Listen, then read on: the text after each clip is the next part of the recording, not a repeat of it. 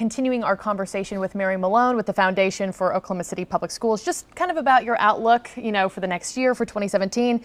Had a lot of people chime in too, so let's get to some viewer questions. One of our viewers, Cody Cox, chimed in and said he's just been searching for reasonable and just answers and just wants to know, why are we at this point in the first place? Why are we even here having this conversation? Well, that is a huge question. A loaded question for you. That's a huge question, and if I had all the answers and could turn back time, I think I would say it starts a lot at our state legislature and the cuts they have made to education over the years. Mm-hmm. Yeah, that's a lot of it. And I know the next session starts February 6th. What's the biggest thing you want seen changed, from this next session? Well, I think there are a lot of legislators very committed to working on the teacher pay issue. I think in addition, they've got to be able to let the state education department remain flat or have some growth. Joy Hoffmeister requested a huge amount higher, and it's not waste. It is not waste, and I think that's important for people to understand. They may have this view that there is a lot of extra fluff out there. There's not. Mm-hmm. If we cut more, we are into some really dire circumstances.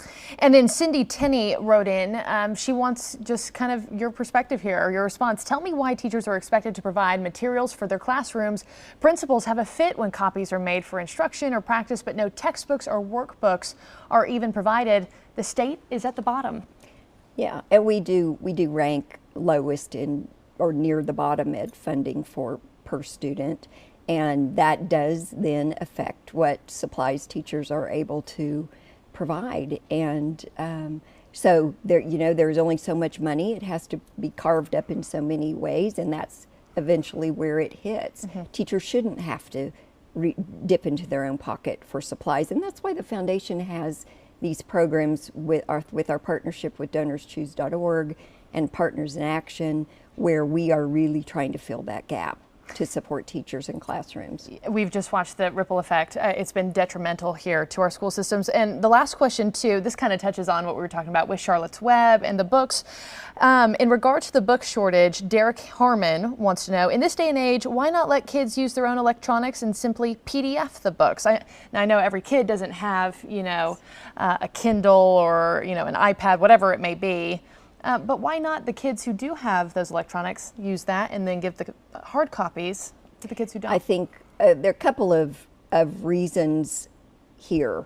Number one, I agree with him, and I think the district is very committed. I've heard Superintendent Laura talk about this, to providing one-to-one technology for every student in every classroom. That also takes money. And we're looking at a student population that they don't have families who can provide them with these digital devices. But more and more, we're really moving that way. So it isn't all about books, but electronic books have an expense as well. Sure, absolutely. And then really quickly, I know you wanted to get in your website because that's where people can donate, yes. Look up how they can help. Share that with our viewers. Yes, OKCkids.com is the Foundation for Oklahoma City Public Schools website. Go there, learn about what we're doing with Donors Choose and Partners in Action. And this is such a generous community. We need your help. The community can make a huge difference in the schools, whether it's volunteering or donating $1 to a DonorsChoose.org project for an Oklahoma City public school. There are so many ways to help, and we can't control the budget situation at the state level as much as we can help right here locally by getting involved. Mary Malone, thank you so much. Thank you. As always, we appreciate it, and much. hoping 2017 isn't as grim as we're thinking it could be.